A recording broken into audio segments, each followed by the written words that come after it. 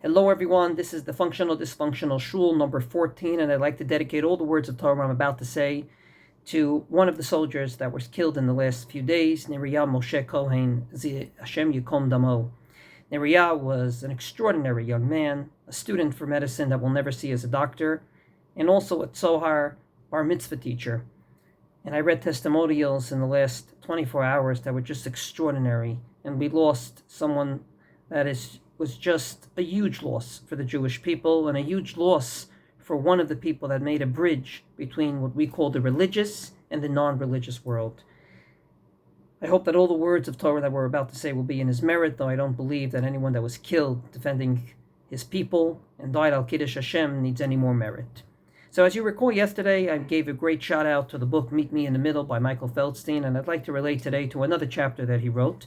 The chapter is very nice. It's basically a spin-off of a lecture sermon that Rabbi Lamb once gave called Tales of an Unrepentful Sermonizer.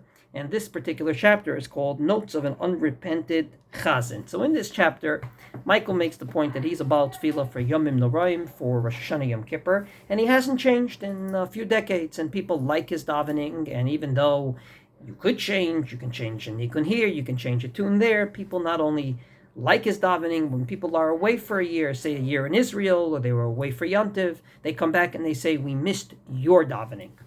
And I'd like to say three things about this. A, there's no question that once a year, Rosh Hashanah Yom Kippur, it's good to know what you're coming in for. And when you get to the V'chol Ma'aminim, Hayom, or other parts of davening, to know the tune and to sing along is beautiful. And not to be surprised, there is merit to that. Number two, I also believe that crowds change and people change.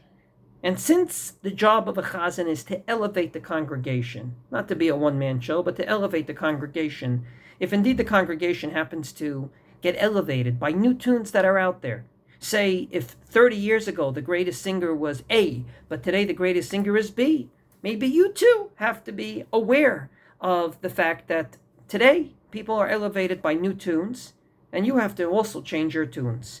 I contacted, of course, the author, and he agreed with me on this, and he says, yes, there is a delicate balance between point number one and point number two, which I'll just say in parentheses is a very good idea before anyone jumps up and starts giving any feedback on anything. Contact the person, make sure that what you read is what he meant, and in this case, both Michael and I totally agree. And I want to add one more point that I believe is very important this year since October 7th.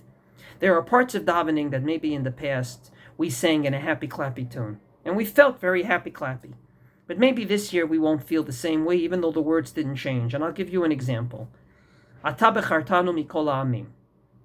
You have chosen us from all the nations. Ahavta otanu v'ratzita banu. You loved us. You wanted us. V'romamtanu mikol ha'leshonot. You have elevated us from all the other nations of the world. In the past, I used to sing it to a very happy clappy tune. But this year, all the Yomim Tovim, I kept on thinking of the words of my Rebbe Rav Amital, who said that after the Shoah it was so hard for him to say those words. After what he saw during the years 1939 to 1945, how can he say, you loved us, you have elevated us, you've chosen us? And I think since October 7th, many of us have felt the same way. But Jews still said it, even during those years. And he continued to say it. He was about tefillah. And I continued to say it, of course, Ani Katan. But maybe I won't sing it to a happy clappy tune this year. Maybe instead of singing it to Ata v'chartanu mikol ha'amim, etc., it might be more in place to sing it to a solemn tune because of what we're going through, because of the events of which we started this podcast. And that has to be something that comes to expression in davening too. So indeed, I think that there's merit to knowing what you're getting into, and there's the same tunes, but A, if people are elevated from new tunes, you have to be sensitive to that, and B, if events dictate, then you have to be sensitive to that as well.